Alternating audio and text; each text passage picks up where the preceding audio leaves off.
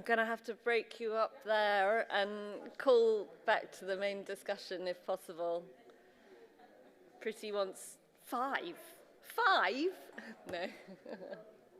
1 minute.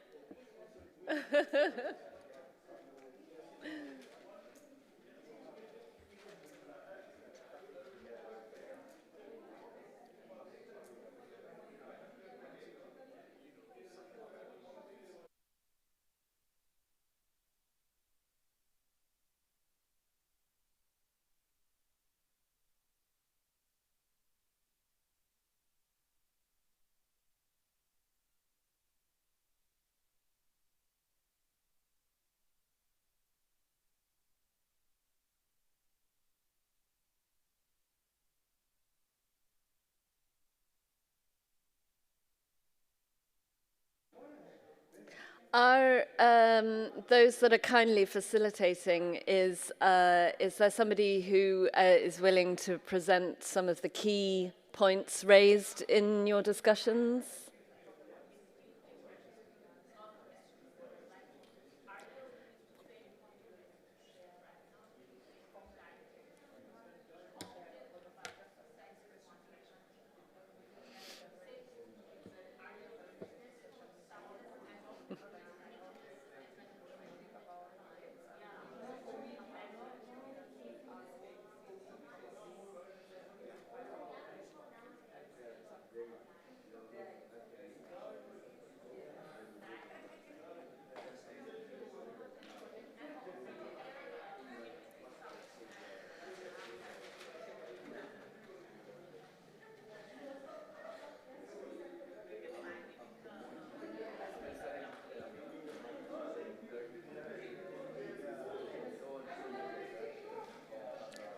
Thank you, everybody.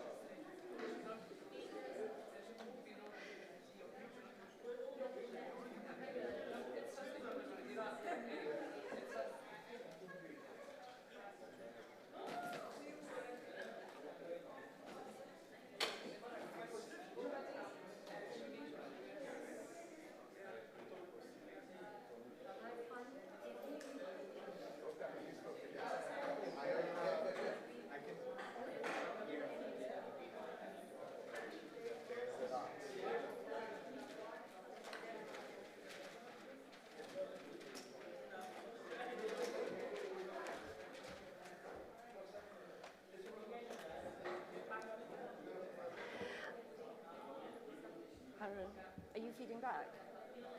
I actually thought we could sit and then yeah, if there are any questions that come to the group, we can raise them as a group.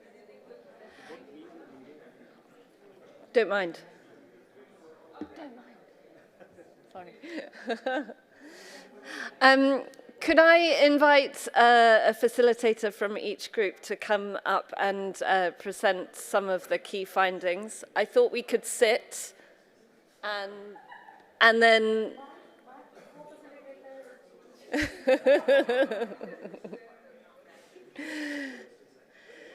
I thought we could sit down and then and have more of an open discussion with a few questions if there are from the audiences. So, would you welcome?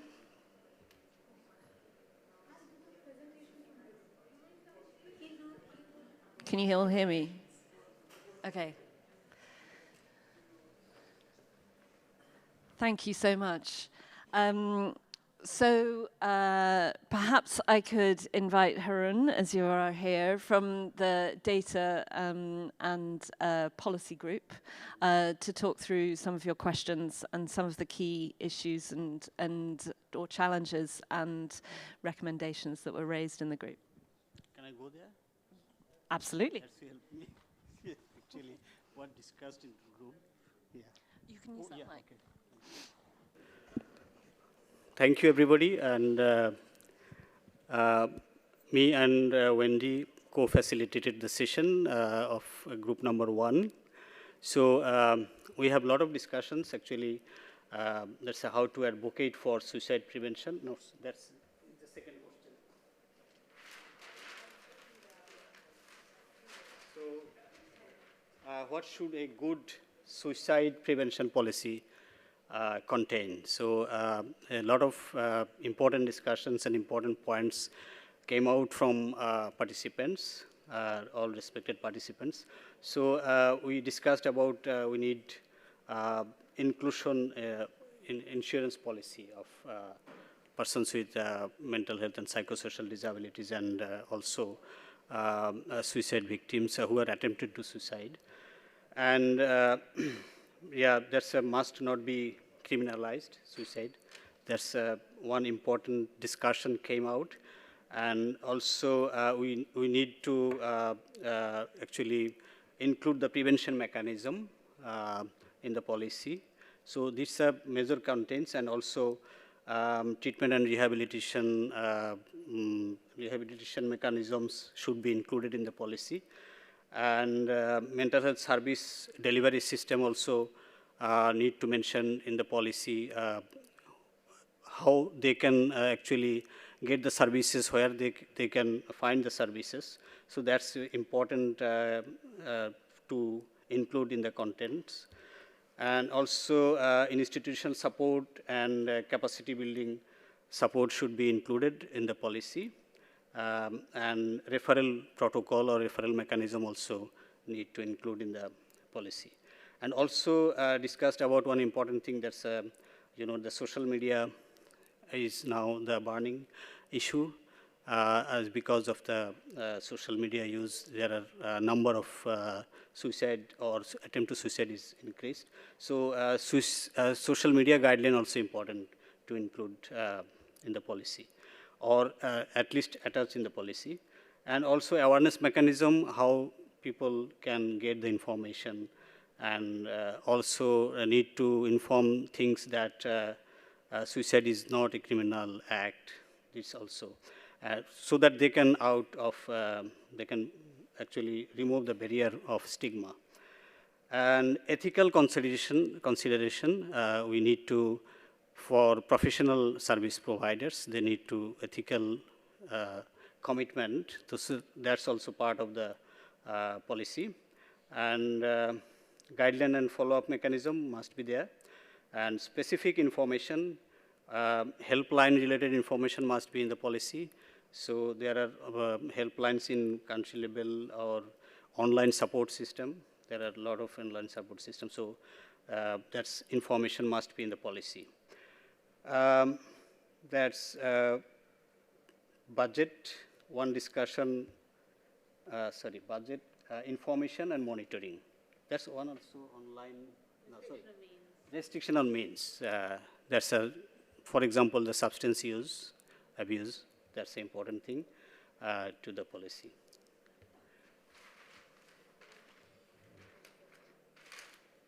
And question number 2, how to advocate for suicide prevention policies and ensure they are implemented. A number of discussions actually came here. So this is the critical thing, I think.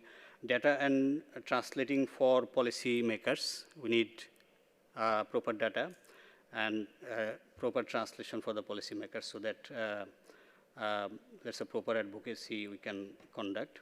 Data to information, intelligence, insight. That's you can explain that. Yes. So that was how do we translate raw data to make it digestible and also insightful. And Steve came up with this process. You go from data to information to intelligence. So then you're pulling the data apart and putting it into ultimately insights. And those are the insights are the ones that inform your policymakers. Appropriate tools and skills for advocacy we need actually for advocacy on suicide prevention. And then one important issue, that's a stakeholder mapping. We need to know who are the actually stakeholders on preventing suicide or supporting and working on suicide prevention. One discussion came that's we need to more awareness on day observations. We know that's a World Suicide Prevention Day on 10th September and Mental Health Day on 10th October. So we can actually give more awareness or information to the people about the suicide prevention, and also collaboration and networking. That's also important to advocate for advocacy. So you need to collaborate with other organizations who are working and the other stakeholders, and also providing actually coming in the network process, both national or international. And then you get yourself, you've done all your advocacy, your government's given you a policy. How do you make sure that they don't put it on the shelf? So how do we ensure it's implemented? And this is really important. It comes back to the policy itself. It needs an action plan. It needs a checklist. And we need to be checking that the items are being ticked off. And information also for stakeholders. And easy language. Always use simple language with stakeholders. Keep it away from the pure research language. That's a part of the translation through. Okay, so the last question was a massive question, and it has so many different parts. But we asked, how do we address data gaps, and how can we use it to inform policy or to support policy advocacy? And we talked about different reporting mechanisms. Getting real-time data is very difficult. We also want to look at not just those who've died by suicide, but attempted suicide data, because that's a very good sign of who's in need and where you need to put some resources. But often that data that is collected is also not sound, because deaths are marked for cultural, religious, insurance, stigma reasons, for the family reasons that often might not be marked down as a suicide. So we talked about awareness raising and training those within the process of that of the data collection, and healthcare providers, particularly also then for attempted suicide. So bring your stakeholders together, awareness raising, training, and service delivery. But we also talked, it's a big one in the room, about funding. Everything needs funding. So it was a complicated question to start with. We never quite got on to how we use it to inform policy, because in the policy we need the data, but we want the data to, as a big item in the policy, so we feel we're in a little bit of a round loop. Thank you. That was it. Thank you. Thank you, Wendy, and thank you, Harun, and thank you to the whole group. I'm conscious of time, so I might move on to our decriminalisation group next. But there was so much detail in that, and so much to cover in terms of how we can use our data and research to inform our advocacy processes. And I think this crosses over into other aspects of both the decriminalisation work and how we bring in this into considerations around community work and helplines as well. So there's a lot of crossover in what we're discussing. Derrick, thank you very much. Take it away. Thank you very much, Catherine. We were so privileged also to be with colleagues from Ghana and Pakistan, who are the newest babies in the decriminalization of suicide. And we were looking at, one, the strategies to decriminalize, also the stakeholders who are supposed to be involved, and then the resources that are available in building this momentum, so the low-hanging fruits. We got to know that as part of the strategy, it is important to understand the context in which you are working. So try to look at the law, but also, so you get the whole framework you have the law, you have the people to target, you have the general perception within the community, what are the stereotypes they have about suicide, and so you must have this roadmap right at the beginning. Then you have to start with the evidence gathering. And so when you gather the evidence, then you have to share it with the people responsible. In Ghana, what was very touching is that they even gathered information on the police officers according to their cadreship, and then they were able to share it back, which was very striking to the leadership of the Ghanaian police.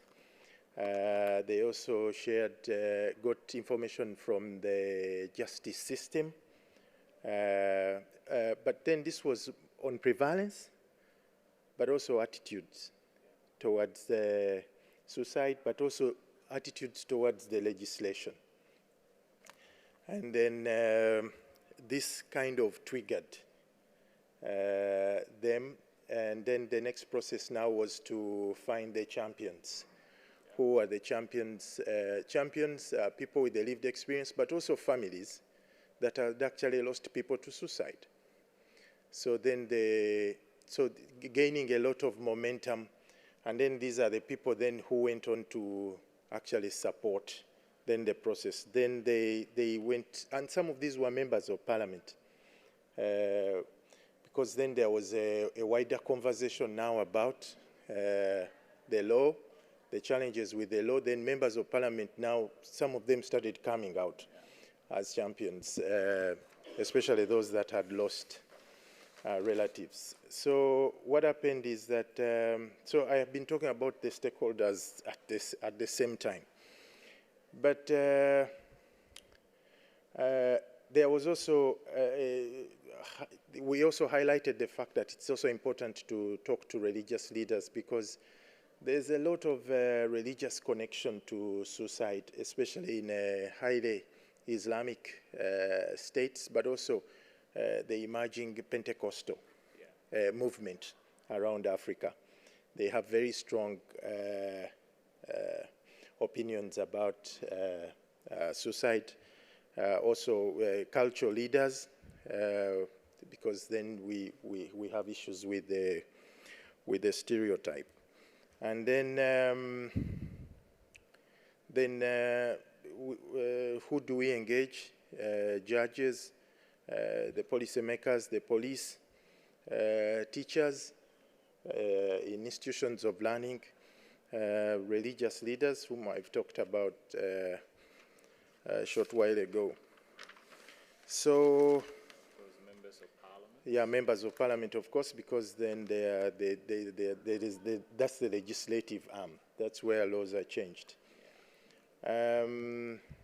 Thank you. In the interest of time, can we keep but to also the finally, key what we agreed in the end was also to start a regional working group on suicide, just to keep in touch around Africa, because in Kenya and Uganda, there is a constitutional petition, but also need to reach out to colleagues from around the continent that have not thought about this or have thought about it, but then they don't have a clue on how to start, just to rejuvenate them and support them in a way, because we have people who have gone through this. So, yeah. Thank you, Derrick. Welcome. I think that's wonderful. Yeah. And it's this exact kind of momentum that is needed to be able to provide a kind of, that supportive community that helps with campaigns. Thank you so much. There's so much more that we could dive into and learn from the group. Okay. I know you're going to give me less time. Oh, no, sorry. So I think I'll go question by question in just the key points. The first question was effective social and public health approaches. What works or what seemed to work is, one is responding to an event when it happens in a community leads to better usage of existing helplines. So to be aware of what's happening in the community and using that. Also, a very strong thing is linking callers or anybody who accesses, seeks help to social benefits and referral systems. And also, I think, talking about suicide with other issues, say, how survivors of violence may experience more suicidal thoughts. So bringing those kind of interlinkages to place. I'm going to keep all these papers over here for later on to read. The second question we had was effectiveness of helplines and tech-based service support to prevent suicide and what a good service looks like. So one of the things was service delivery by trained MHPs. Again, even within helplines, to have a strong linkage to community-based services, and where these linkages were stronger, effectiveness was better. To have toll-free numbers, but also at the same time have multiple ways, including social media, to source callers. Ensuring privacy of callers, which we felt telephone had the best compared to app and smartphone-based services. Also, understanding that in low income countries, it's not just access to the physical telephone or a smartphone, but also availability to electricity, data plans that need to be taken care of. And one very good suggestion was having one number which multiple CSOs could use, so that when funding cycles end, and it's very surprising, I as a funder talking about it, but when funding cycles end, people continue to call the same number but don't get the service delivery. So if the same number is used by multiple service providers, it benefits in the long run. And the third question was how to address stigma and cultural barriers that prevent access to services. I'll start the answer by saying she didn't give us enough time. I asked for 5 minutes, she gave me 1. Apologies. Is awareness with health workers to identify people who can be supported. Creation of support groups of survivors, including families who have lost a loved one to suicide. Definitely involving persons with lived experience in awareness building, and also interacting with media to create workshops in suicide prevention and how to do reporting. For me personally, 2 big surprises that came up was our Brazilian colleague told us that in Brazil, every school has a psychologist and a psychiatrist. In India, we don't have one at a district level in every district, so that was surprising.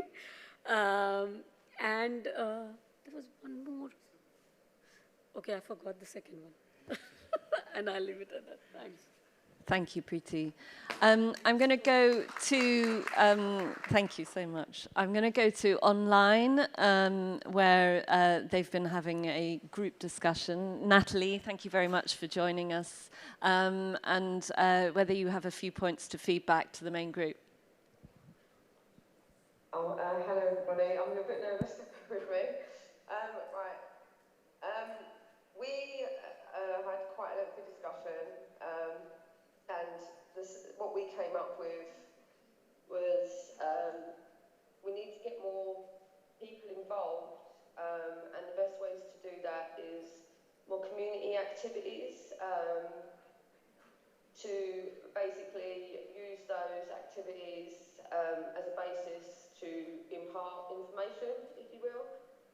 Like, for instance, getting doctors, nurses, teachers, to basically give TED Talks, if you like, at schools, colleges, workplaces, in the community, to spread awareness, because stigma and discrimination usually come from a place of ignorance, you know, and the best way to address that is head on. We also, with relation to strategies, oh sorry, I'm getting ahead of myself. We also felt that we needed more input from professionals like doctors, neuroscientists, nurses, people in the services like social workers. We need their feedback so that research and development can progress, because in the UK at the moment, the biggest issue we're having with relation to research and development is the lack of engagement from medical staff, if you will. So we thought that perhaps that this is an area that we might be best placed to mobilise on and try and work with those professionals to address. Because if they get on board, it will help us to communicate more effectively with those in power, so that we can get the changes that we're looking for. Right, what else did we cover? We also thought the best way, strategy-wise, to go forwards with relation to backlash, because the biggest backlash, for instance, in the UK has been from the religious communities with relation to trying to decriminalise suicide and just even speaking about it, to be honest. It doesn't go down well. A lot of newspapers are getting told to write other things. So we thought the best way forwards on that is education. We need the government and the academic facilities to work with us to build into the current education systems a good mental health programme that starts from primary school upwards. Because if children are comfortable talking about differences early on, then crises are less likely to occur later on. Obviously, it would have to be age appropriate, but they did used to teach a certain level of mental health in schools in the UK anyway.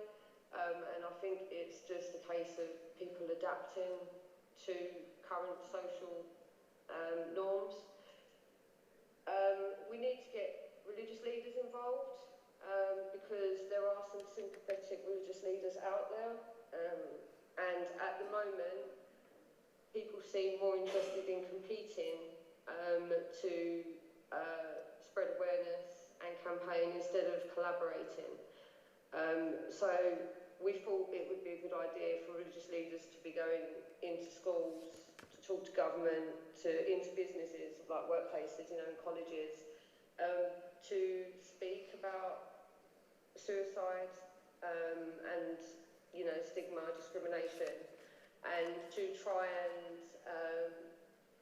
give people another perspective that isn't necessarily the one that they're used to, which is quite negative.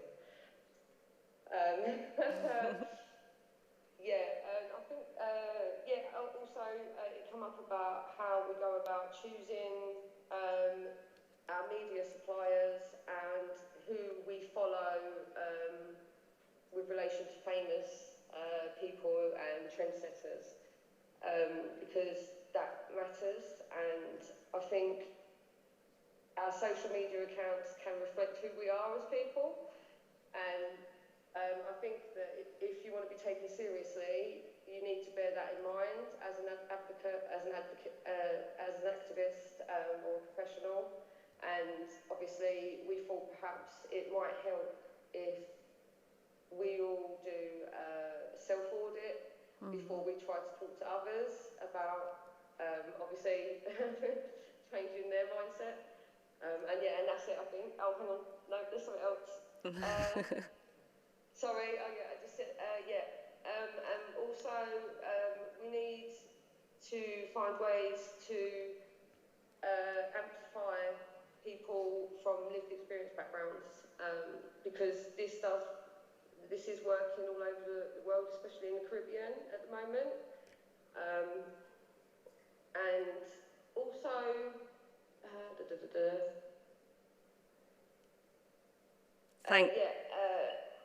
Sredhar, I hope I've said that right, Sredhar, sorry if I haven't, added that although the causes of suicidal behaviour are largely universal, solutions have to be local and rooted in local practices and institutions.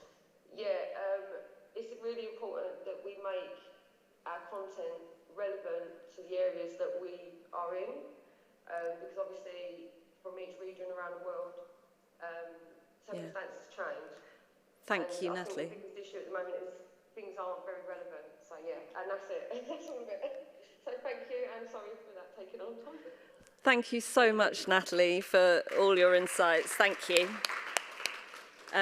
That was brilliant. I think there's an overwhelming call within that and within all the other groups around collective action and involving all stakeholders where possible, along with awareness. So Ali and I will be pulling all together all those insights, and so we're not going to lose anything that's been kept from this group. It's been really valuable hearing your thoughts and you sharing all this with us. So we really do thank you for taking part, particularly to all those online as well.